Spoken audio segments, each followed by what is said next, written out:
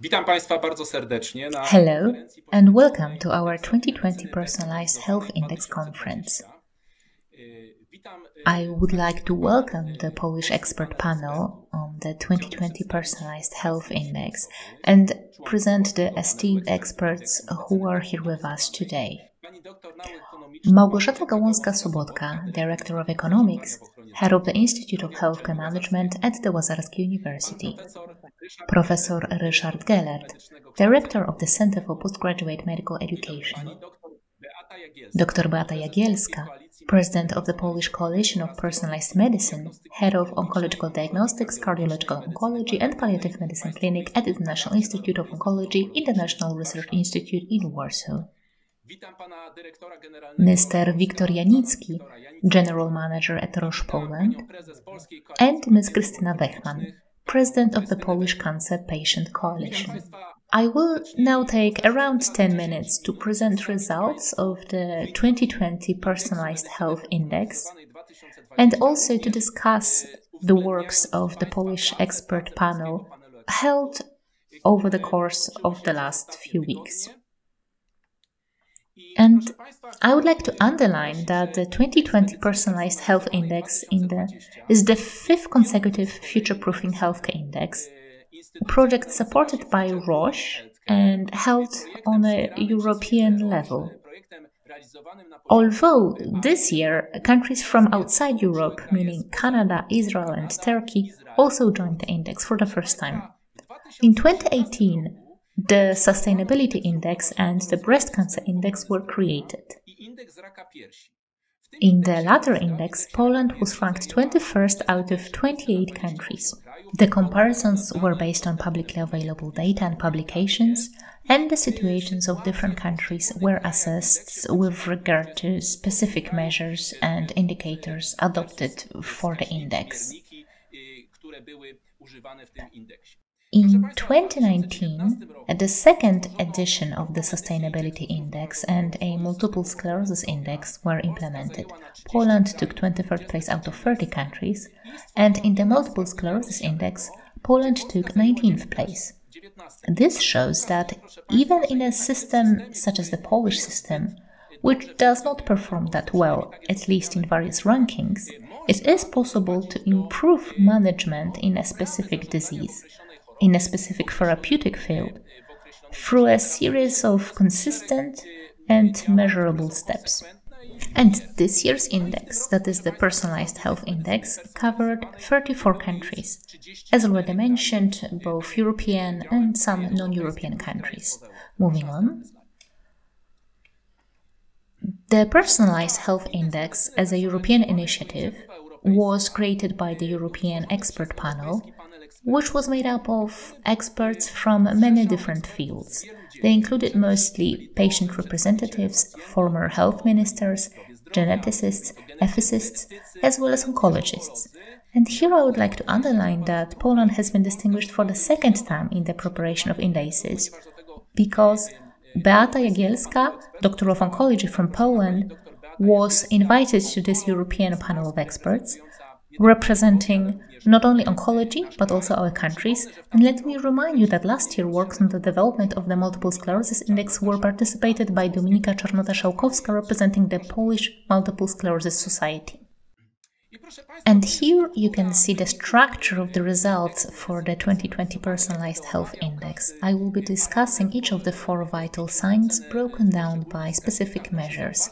So we have 4 parameters: planning and enablers, health information and IT infrastructure, health products and technologies, and health services. Each vital sign is broken down into measures, which will be discussed later on, but now I would like to present the thermal map that was used also in the first Sustainability Index. It demonstrates the situation of a given country, in this case, Poland. Poland is in the 26th place in the 2020 Personalized Health Index. And Poland is between the green and yellow zones and the red zone. The greener the better. And we can see that the winners of the ranking, well, maybe let's not call them winners, but countries with the highest score in the certain vital signs and measures, include Finland, Germany, Sweden, the Netherlands, Great Britain, Spain, so countries that traditionally are at the forefront of various rankings. Maybe save Finland, which scored particularly high, but please note that Slovakia is on the 18th place, behind Israel and before Ireland. Lithuania is in the 20th place. The Czech Republic is on the 21st place and Slovenia is on the 22nd place. Turkey and Latvia were also ahead of us. This shows us that this consistent investing of funds in healthcare systems in the countries in question, our neighbors, that is the Czech Republic, Slovakia, Slovenia, does pay off. We ranked better than Bulgaria, Greece, Croatia, Malta, Hungary, Romania, Cyprus and Serbia. Moving on. These are the overall results. The total score is 36 points. It is the 25th position out of 34 countries in the ranking. The first vital sign is called Planning and Enablers. It was based on 5 different measures. Public willingness to share data for health research. 31st out of 34 countries. We clearly do not like to share our data, but most of all, we do not share data within our country between institutions. And this is clearly something our esteemed experts will be discussing later on. Scale-up funding, 25th place. Access to data for research, 24th place out of 34 countries. A good 13th ranking position of housing standards and social mobility, and our best score here, number of approved biobanks. In this vital sign, Finland scored 90 points and Austria and the Netherlands. Poland scored 38 points. Moving on. Health information and IT infrastructure. Our score is getting better, but we still have a lot of catching up to do. Please note that Estonia, a similar country with regard to political and historical conditions, reached the highest score in this vital sign out of all 34 countries. Estonians are doing the best. Well, the scale of the country definitely impacted the results, as Estonia is a significantly smaller country than Poland. But let's have a look at how Poland is doing. Level of patient access to own data, 28 out of 34. That makes for a very poor result. Data infrastructure, 25th. Cross-border data, 24th ranking place. Use of electronic health records. We have improved our score to 18th position thanks to the e-prescriptions and teleconsultations. And what can we be proud of? The National Cancer Registry. Thanks to it, we have the best score for this measure out of all 34 countries. So this is possible. Health products and technologies. Poland's score in this vital sign gave us the 19th position. How did we do with regard to specific measures? Access to treatment, 24th place out of 34. Use of decision support services, that is the 15th place. Percentage of population with a wearable, that is the 14th place. And access to CAR-T, 12th place. I find this surprising as this therapy has not been reimbursed in Poland so far, so that might be some sort of an artifact. Health services. So, in other words, the vital sign which evaluates the planning, organization and provision of services which will develop personalized healthcare and, in general, a parameter evaluating the functioning of this environment. Use of telemedicine, 26 out of 34. That is a very underwhelming result. There is a lot of room for improvement. We are not talking just about teleconsultations, but a broader view on e-health.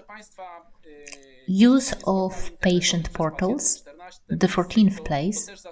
This deserves a special mention because the patients themselves have created a lot of valuable portals in cooperation with clinicians where we can find reliable information about specific diseases. Access to genomic testing. In this case, access was assessed with regard to breast cancer, but this is about access to genetic testing in general. Poland's score was quite high, 14th out of 34, but I think that this will also be discussed by experts who will be sharing their experience in this regard. Percentage of GDP spent on health R&D, that is the 13th ranking position. Equality, so the Gini coefficient, 11th place. So we have a rather fair distribution of outlays, but still probably spend too little on healthcare. And this will be the start of my discussion with experts. These are the recommendations that the Polish panel of experts has developed by carefully assessing and analyzing the 2020 Personalized Health Index, meaning the document prepared by the European expert panel. First of all, an increase in healthcare financing and a change in the model of its organization. This should be a necessary condition for the implementation of personalized healthcare in Poland. And here the experts for the first time, following the experts from the Multiple Sclerosis Index, added a time frame. That is, they say that something should happen by no later than 2025. This means that we have 4 years to improve these indicators. Completion of the healthcare digitization process, or improvement and development of the healthcare digitization process, and, above all, the creation of systems for collecting and sharing medical data for the purpose of measuring health effectiveness by 2025, the latest. Of course, improvements should be observed every year. It's just that the final assessment must come in 2025, the latest. Extending access to diagnostic genetic tests for all cancers based on guidelines of scientific societies, and the creation of tools to monitor this access, also by 2025. Including information on the availability of procedures for implementing personalized medicine in medical curricula. For example, such information can be placed on the website of the Center for Postgraduate Medical Education. This goal is to be reached by 2023. Education of auxiliary medical staff to de-burden healthcare professionals with regard to various logistic and administrative tasks, and introduction of the medical coder profession by 2023. Here we have very clearly stated that this support auxiliary staff, like medical assistant, care coordinator and data analyst, that was supposed to be introduced already. However, also the profession of medical coder came up, and I think that this will also be discussed by our experts.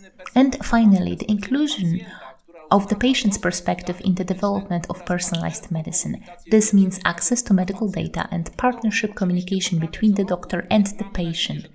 We are counting on improvements every year, but this goal is to be reached by 2023. So now I would like to move on to the discussion with our experts. So let's switch to the view presenting the entire panel. And I will start with a question to Dr. Beata Jagielska. What does the development of personalized medicine implemented in Poland look like from your perspective? And what did you consider worth emphasizing in these recommendations? If you could turn on your microphone. Thank you for the invitation to the panel. And it seems to me that, first of all, we need to define what personalized medicine is. A few years ago, we used to think that personalized medicine is the right drug, the right therapy for the right patient. And that is not wrong, but now we look at personalized medicine much more broadly. It's because this access to treatment, to the right drug, is what precision medicine is about. And personalized medicine is simply about looking at the entire system through the prism of availability of innovative therapies, but also organizational changes in the system. I think that this project has made apparent how important data entering is. Of course, we often talk about access to data, we discuss their scientific value, their value for the management of the healthcare system. But to be able to analyze data, first of all, we must enter them correctly. This is not the doctor's job. This is a job for medical coders. And hence the recommendation to take every effort to make sure that the medical coder as a profession will appear in the healthcare system. Without medical coders, that is, people educated in the field of data management and entering these data, people who can skillfully decode and define all those billing aspects. Well, without all that, we will not be able to properly manage the data, and this access will not be conclusive, because the data will not have a reliable value.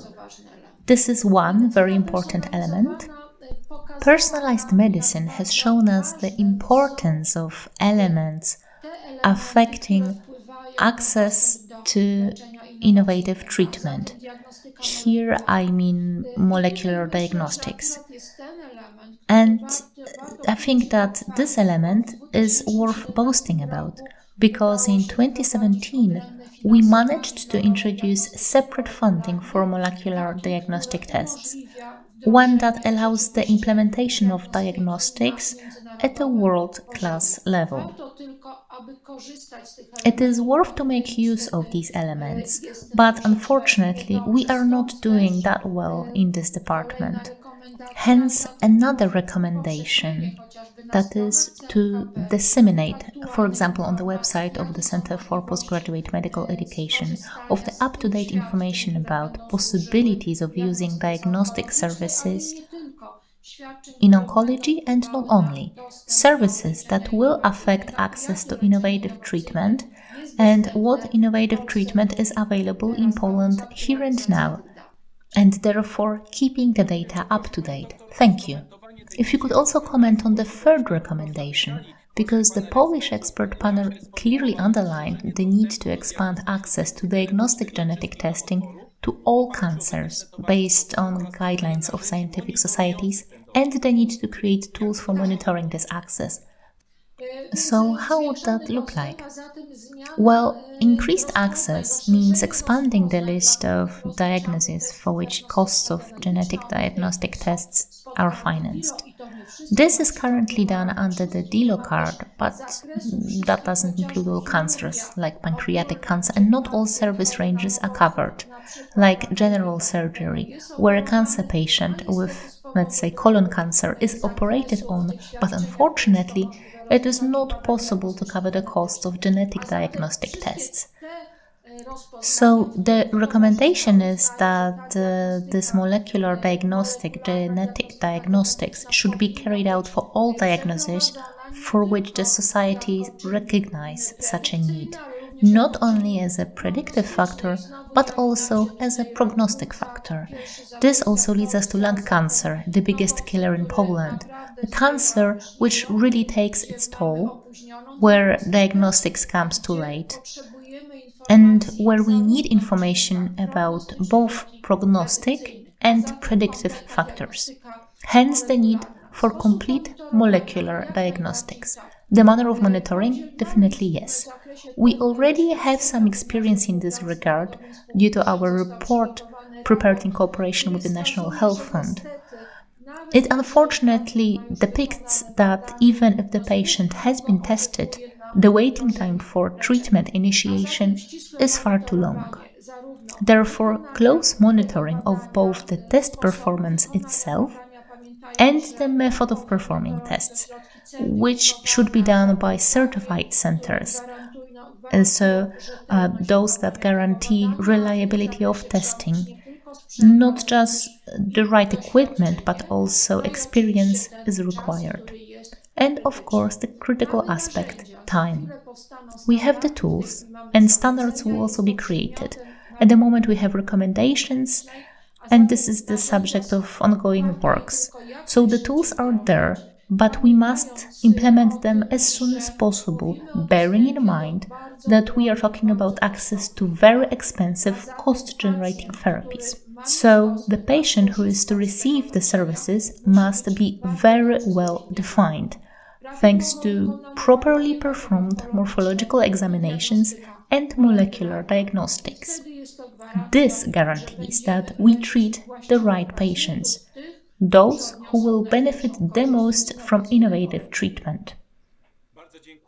Thank you so much. So, summing up, wider access to molecular diagnostic testing as a starting point for effective cancer therapy. Thank you for this. And now a question to Ms. Małgorzata Gołąska-Sobotka. Is our system ready for personalized medicine? Is the Polish healthcare system, which does not do that well in various rankings, ready to introduce personalized medicine? And how would you see this process unfold? This readiness can of course be analyzed through the prism of declared potential readiness, but also through actual readiness. This declared readiness is a certain measure and reflection of the awareness of the benefits of technological progress, which today allows us to develop precision medicine, mentioned by Dr. Jagielska, where therapies are adapted to those individual patient characteristics with the expectation that, thanks to the latest technologies and therapies, we will be able to achieve the best health result. With this regard, I have no doubts that in Poland, during this discussion about the needs for further development and reform of the healthcare system, we know that we must move on from the so-called population-managed healthcare system to this individualized or personalized model, at least in relation to some of the health problems. This is the case because it is a certain opportunity and hope for societies, especially in highly developed countries, strongly affected by the development of civilization diseases, such as oncological and neurological diseases, and broadly understood brain disorders. It is technological progress and molecular medicine that give us such great opportunities. But can we really take advantage of them? I think that the answer to this question is also obvious, because we see that what is missing in our country's ecosystem, because we are not talking only about the issues of making just a healthcare system ready, but about preparing the entire state policy to a situation where we can effectively use the benefits of technological progress and give Polish patients real access to this progress. Here, first of all, we must underline a few aspects. They include aspects related to processes, resources, and finances. When it comes to resources, we absolutely need properly educated personnel. First of all, medical personnel, and during our meetings of the Polish expert panel, we repeatedly emphasized the role of updating the standards of educating Polish medical personnel so that they have the latest medical knowledge and be prepared to update this medical knowledge throughout their career cycle, because each subsequent year brings about new knowledge, new technologies that doctors should know about and should know how to use them in medical practice. But this also applies to the development of the supporting staff competences. Dr. Jagielska drew our attention to one of such professions, the profession of medical coder, without which the entire system of patient-centered medicine is not possible. In fact, a medical coder in the modern healthcare system plays the key role of this back office in the healthcare sector, a certain behind-the-scenes medical activity that changes diagnostic and therapeutic procedures into a very sophisticated electronic code based on such internationally universalized alpha-medical codes. Without educating an appropriate number of people who will be able to support medics and medical facilities in converting all these codes, services and procedures into specific data, which will then be used to observe differences between patients and to observe the effectiveness of using all these modern tools of personalized medicine.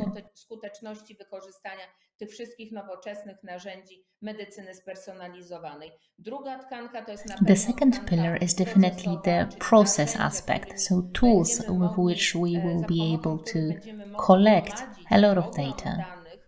Because please note that today we say that we have a lot of data in the healthcare system that we often do not use, and that we do not exchange and do not use it in the decision-making process, both therapeutic decisions and decisions regarding the healthcare system organization. The number of this data in personalized medicine continues to grow. The volume of data in personalized medicine increases because we go down to the level of a very individual patient, and we no longer look at the entire system of oncology management.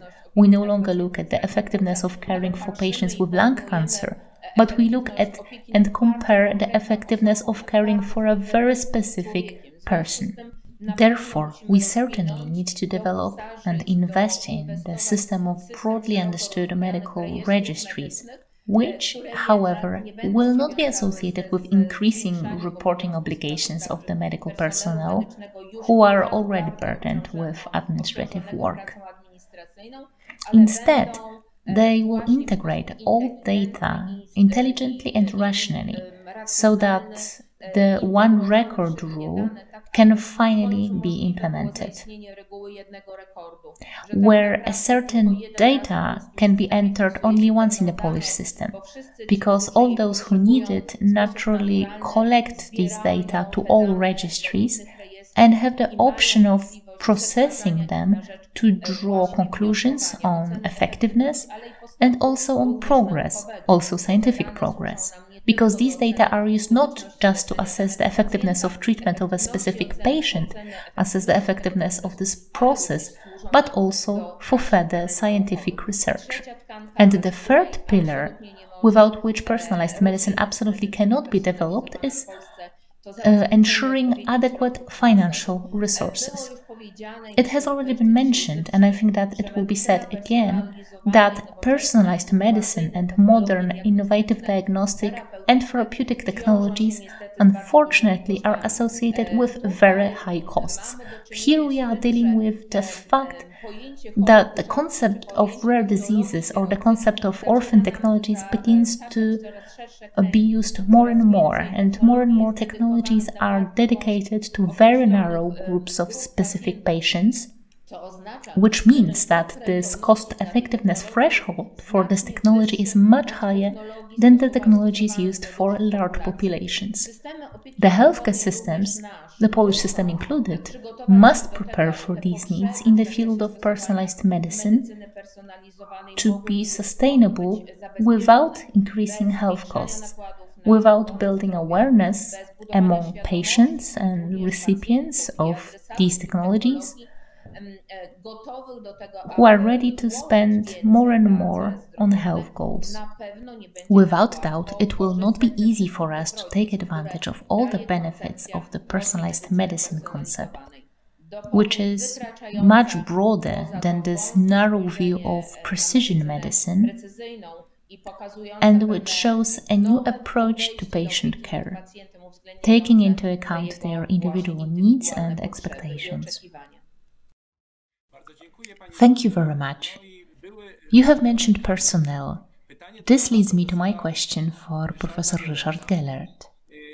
What do doctors expect? What do other healthcare professionals expect to be able to develop personalized medicine? It seems to be every doctor's dream to practice personalized medicine, that is, medicine directed at individual patients. What do healthcare professionals need, and how can we communicate the information about personalized medicine to them that it will not be about additional duties and spending more time in front of the computer, but about increasing the effectiveness of their work? Thank you very much. What the chair mentioned is extremely important. Thank you very much for inviting me to participate in discussion, and above all, I am glad that we are returning to some old truths. It has long been said, salus agrotis prima lex. The well-being of the patient is the most important law. And we are returning to this principle, moving from population medicine and restoring the patient's rightful place. And we begin to see him or her not as the subject of targeted individual therapy, individualization of therapy, where we choose the medicine for the patient so as to best control his or her blood pressure, coronary heart disease, peptic ulcer disease, or diabetes, but to include his or her perspective in the entire process, his or her genetics, and personal approach. And here I see the great value of personalization, or more precisely, precision medicine, which makes this personalization possible. By that I mean genetic tests. Tests that say, okay, a priori I know that these extremely expensive therapies will work for this patient, and the other ones, equally expensive ones, should not be used by trial and error, as it will be costly and ineffective. And this is the personalization that doctors dreamed about and would really like to know that if we have this patient, a certain set of drugs is almost certain to work, instead of giving them several drugs and changing the regimen all the time. And here we are moving rapidly forward. Interestingly, medical knowledge develops incredibly fast, while humans do not. And this is a huge dilemma that we have to face, but also a great chance that education of medics, which has acquired certain habits over several hundreds of years, can be continued. And this is the extremely important value that we have today. We educate medics. It takes a long time. To become an independent doctor, from the moment you enter college, it takes 12 years, give or take. In some disciplines a little longer, in other a little shorter, but that is how long it takes. And so, if today we are talking about increasing the availability of doctors on the market, or the availability of nurses on the market, because nurses cannot be educated so quickly either, because the training process also takes a long time, and gaining experience takes a long time. So we can say, okay, we invest today and we collect the fruit in a few years. But what do we do in the meantime? I will come back to that in a moment. And so not only the training of medical staff will require a certain change, but it will also require adjusting the doctor's work to the current conditions of the doctor's functioning in the society, along with all the technology that we know about. And now we have two huge parts, and I don't know why they are separate: undergraduate teaching and postgraduate teaching, which is related to an internship, which in turn also has two parts, one practical and one theoretical one. And the theoretical one prepares medics quite well and efficiently. The problem is that we all are educated separately. The problem is that we are all educated separately. Nurses are trained separately, doctors are trained separately, pharmacists are trained separately, and laboratory diagnosticians are also trained separately. There is no training for teams. And this is the first thing that will require a change in the near future, so that we teach people to work as a team, so that it is not that a person trained in individual learning enters a team and has to learn teamwork only there and then. We have to transfer this to an earlier stage, to the stage of undergraduate education. In short, we need to change the paradigm of teaching medicine. We need to change the teaching paradigm in the medical profession. We need to change the functioning and representation of pharmacists, laboratory diagnosticians, nurses, give them more responsibility so that the doctor can focus on other matters. But the doctor has a very special role in this system, and we must have the appropriate psyche for this role. A doctor's psychology doesn't allow many things, and at the same time allows many other things. It's just like with an accountant and a manager. A manager makes decisions, as does every doctor, because he manages health, based on unverified and incomplete information. But he has to make these decisions. Sure, uncertainty is limited by collecting medical history, performing tests, but the information is not complete. And now, in order to be able to take care of this, collecting information, the doctor must get a whole lot of people who will support him or her in these tasks. Because now we are reaching a situation where the doctor spends an average of 8 minutes a day examining the patient in the hospital, and the rest of the time is devoted to arranging consultations of one thing or another. It's not just a Polish specialty. This happens everywhere for all residents and all hospitals around the world. They work with the computer, not the patient, and this has to change. But it cannot be done without new personnel. What we need are physical assistants, nurse assistants, and nursing aides. We need medical secretaries, clinical pharmacists, not necessarily clinical pharmacologists, and medical coders. These medical coders have a remarkable role to play because they settle billing of medical services and allow us to realistically demonstrate what is happening. And data are the greatest treasure of modern medicine. Data about patients. These data have always been collected, and a whole lot of progress in medical science has arisen from analyzing historical data. I would like it to turn out that we can collect these data responsibly by entering them only once into the system, not wasting time on re-entering the name over and over again, and knowing what has already been done and what has not. This single record is extremely important because it will deburden the doctor.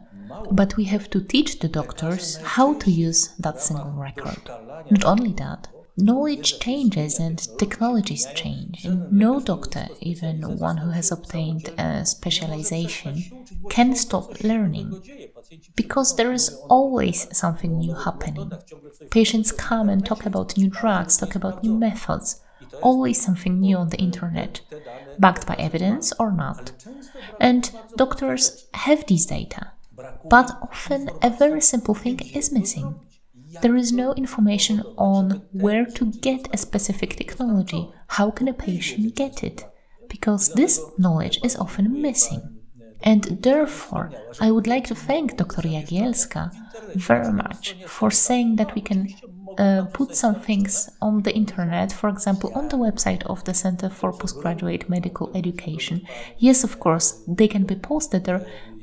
They just have to be reliable. And this is a huge problem, mentioned not just by Dr. Jagielska, but also by Dr. Sobotka, that these data must be reliable. Because if we get data that are not reliable, the analysis is pointless. So we have to start training a completely different type of doctor. A doctor who knows how to use the data, knows the value of these data, can critically evaluate them, not only in his or her work, but also critically analyze data from the internet, because these are more and more often used by patients. And thanks to this, I hope we will obtain such cooperation that patients will finally be appreciated, their voice will be heard, and patients will feel that they are important in the system. Not that someone advises them something, only that they are important, they are empowered. They are really the essence of the actions of this group of people, in which the doctor is only one of many elements. And I hope that this happens as soon as possible.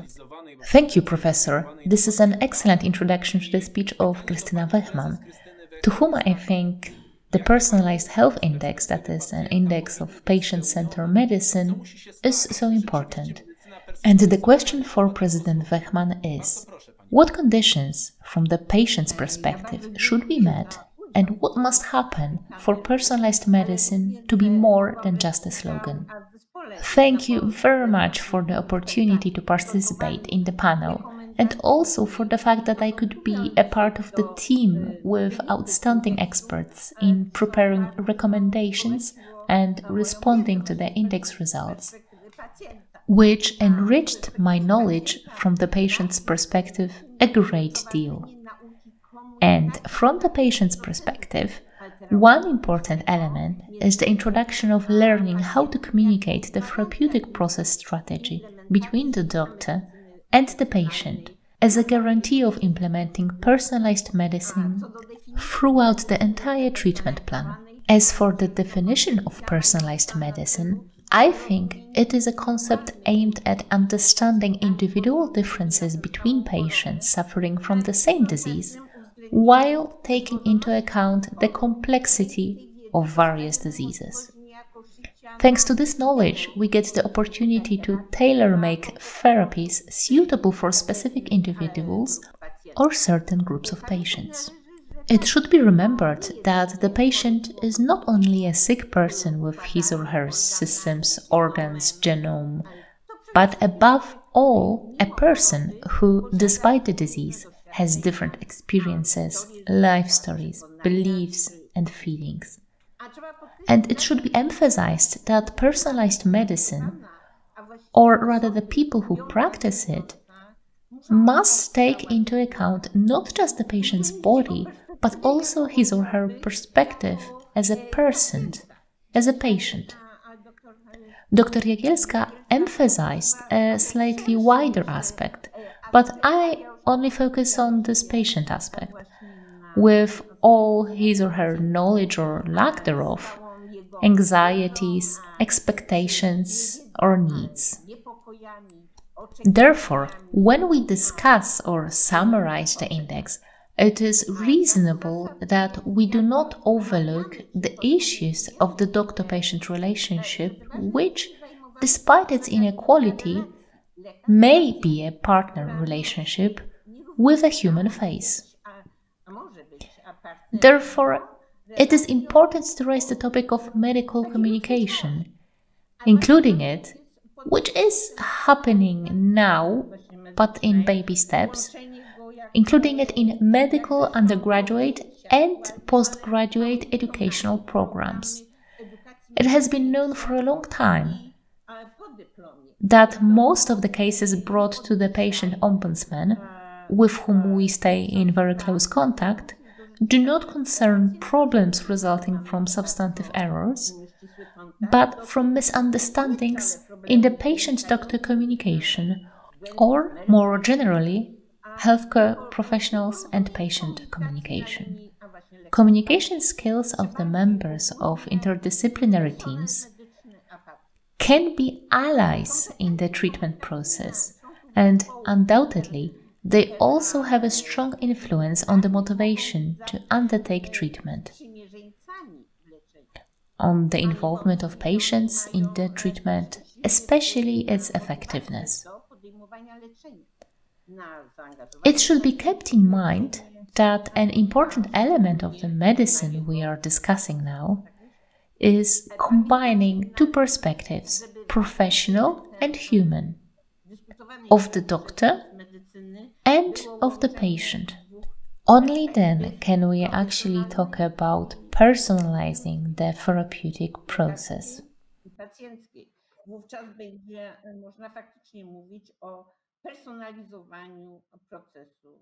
Let me quote Sophie Kinsella, a contemporary British writer. She said, "Life would be a lot easier if conversations were rewindable and erasable, like videos. Or if you could instruct people to disregard what you said, like in a courtroom. Unfortunately or fortunately, we cannot do that yet." And a few more words from me. Words, gestures, behavior are not like boats, we cannot turn them back.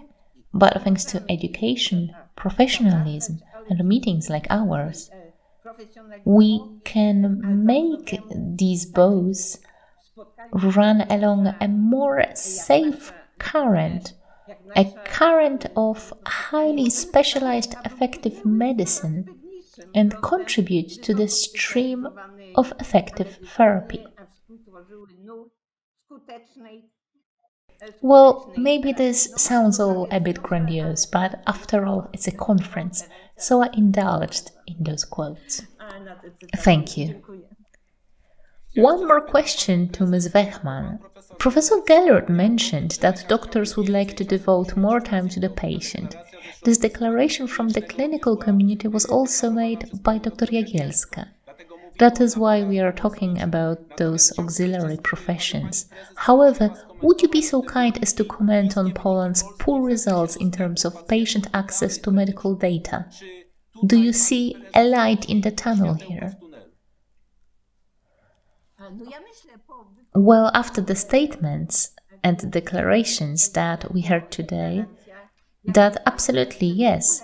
I am generally surprised by this low result in this index, as I am surprised by some of Poland's very high results. And so, yes, these data, making the collected data available to patients and their right to receive the highest quality care is now our immediate goal for the future, so that we make sure that these medical data are collected and shared. I think that it is these electronic medical records, which remains the Achilles heel of our system, places us very low in all those comparisons. If that was to improve, my understanding is that patients will have the comfort of accessing these data, and at the same time there would be a dialogue between the doctor and the patient and shared decision making. But of course, I am satisfied anyway, because different rankings. Admittedly, we still usually have lower positions, but you can see that in subsequent indices we are ranked slightly better. And I remember the first such meeting when we were placed in the last or penultimate place. Well, very slowly, but we are moving upwards, and it's about time. And now we have the National Oncology Strategy developed. I think that this will be a starting point for accelerating, and that we will soon find ourselves in the middle of those rankings. Thank you very much for these statements, which I think make for a great introduction for the presentation of Mr. Wiktor Janicki, General Manager at Roche, and at the same time representative of the company which committed to initiate this long-term project, meaning our indices, the Sustainability Index and the different therapeutic indices for multiple sclerosis and breast cancer, and now also personalized health. What was the genesis of the project, and how do you think that this can support the development of systems in countries participating in this index? You have been emphasizing that it is not about ranking positions, about showing countries with worse performance, but more about showing how you can, using the experiences of countries where these projects have been successful, how you can implement these positive changes in other countries which are looking for such inspirations. Thank you very much.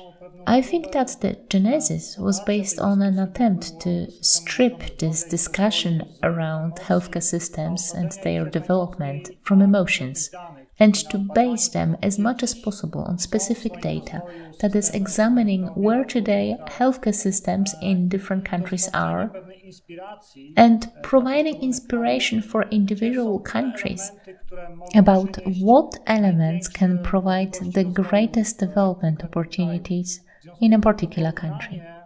Therefore, this comparison, as you have mentioned, is not intended to stigmatize specific systems or countries, but instead to inspire those solutions that can actually be adopted and can allow for defining very specific, measurable directions of action.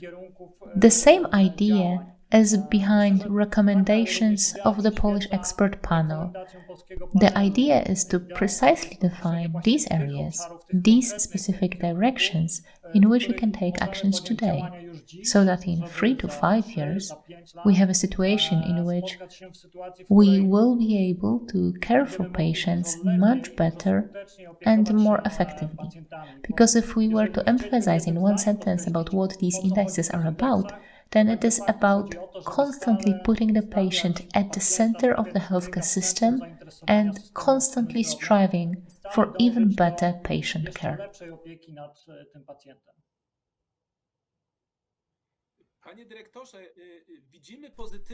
We are observing positive examples of changes taking place in the Polish healthcare system. With the breast cancer index, we discussed the significant improvement of Polish patients' access to therapy. We also see Poland's high position in the multiple sclerosis ranking. This is simply the result of specific measurable actions, and of course also passion of clinicists and commitment of patient associations, but also increased understanding among officials and probably also mutual education, which Professor Gellert underlines so often. That this process of improving the optimization of healthcare is a continuous process, and the evaluation of our activities and measuring this effectiveness is necessary at every stage. If you can please provide your point of view. I definitely agree with that. I think that we need to look for these points that are common to all stakeholders in this system. One obvious common point is the patient's well-being, and there is probably no other place where patient is placed so much in the center as it is in the case of personalized medicine, which, by definition, is precisely this type of medicine that begins with an individual patient and replaces the population approach. Instead, focuses on specific characteristics, on a specific patient.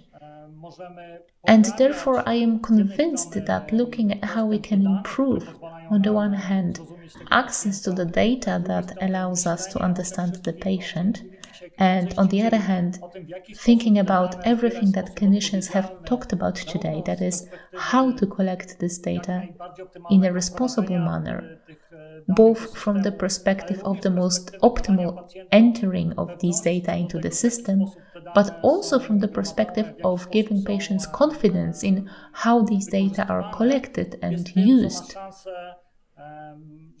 This is what has the chance to actually bring together all stakeholders around one idea and make sure that we can carry out specific actions in very specific directions.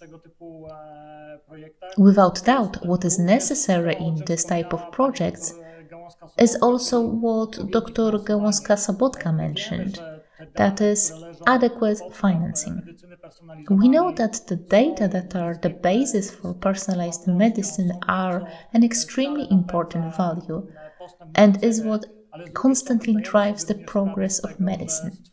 But on the other hand, we are also aware that the creation of modern systems that collect modern data that will provide truly groundbreaking information requires investments. These investments need to be carefully considered. I think that they also need to be bold. That is, the point is not to recreate registries already operating in other countries, but that we set ourselves extremely ambitious goals regarding the collection of the highest quality data, which on the one hand can improve patient care precisely by giving these patients the opportunity to take advantage of the most appropriate treatment options, but on the other hand, and I strongly believe that these data can be the basis for works on, for example, working on new medicines, for example, by Polish innovative pharmaceutical companies. So I am convinced that this investment is on the one hand an investment in the health of Polish patients and on the other hand an investment in the Polish economy and its innovation. Roche is a global company, so you also have experience in exchanging observations with colleagues from other countries.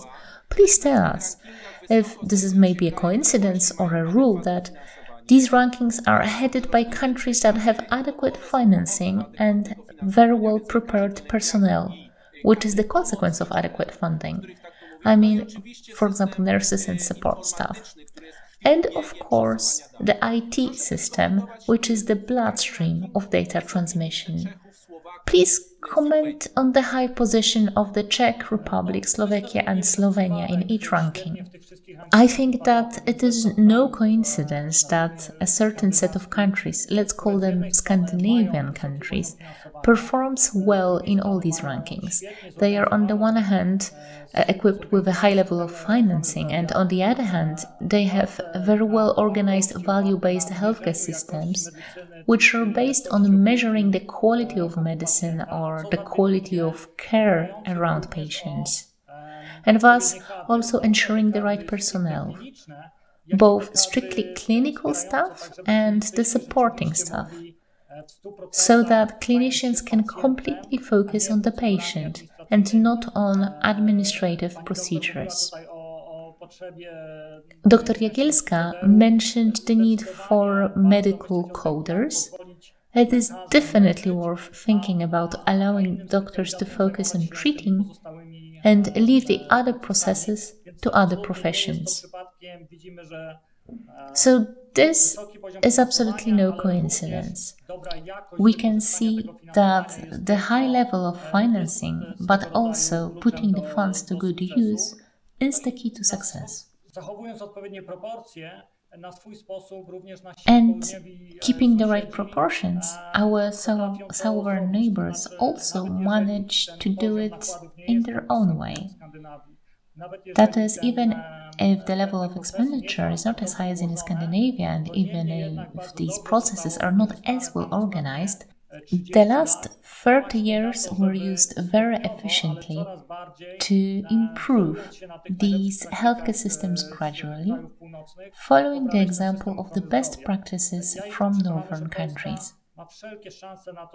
I am convinced that Poland has every chance to be included in this group.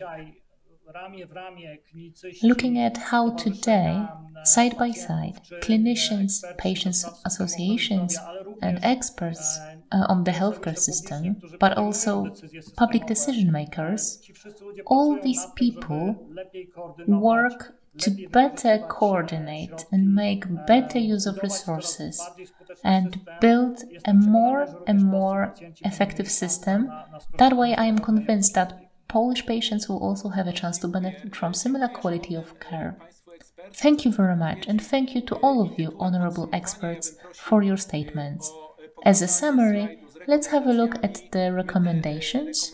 We have included these recommendations, of course, in a report which will be published shortly and posted on the internet, like the other reports were, and I think that these discussions will continue. What is important are these timeframes, and I am very happy to hear Professor Galler's declaration that he would be happy to publish information on availability of procedures enabling the implementation of personalized medicine on the website of the Center for Postgraduate Medical Education for all healthcare professionals. It would be great if we managed to implement the medical coder profession by 2023 or perhaps earlier. 2 years ago, we recommended that the profession of a treatment assistant should be established, and Poland still does not report this profession in statistical data, even though doctors and nurses need such support. Furthermore, expanding access to diagnostic tests, especially in cancer treatment, and creating tools to monitor this access. Also, developing the digitization process and introducing new e-health tools. And, of course, a necessary condition, maintaining the growth in financing of the healthcare system and changing its organization model, and thus maintaining and developing healthcare professionals, which is of paramount importance. And finally, probably the most important thing related not only to the personalized health index, taking into account communication, the patient's perspective, that is, the need to build a relationship between the patient and the doctor, patient and other healthcare professionals in this entire process. And, above all, the patient's access to reliable information and reliable data. Thank you so much for being with us.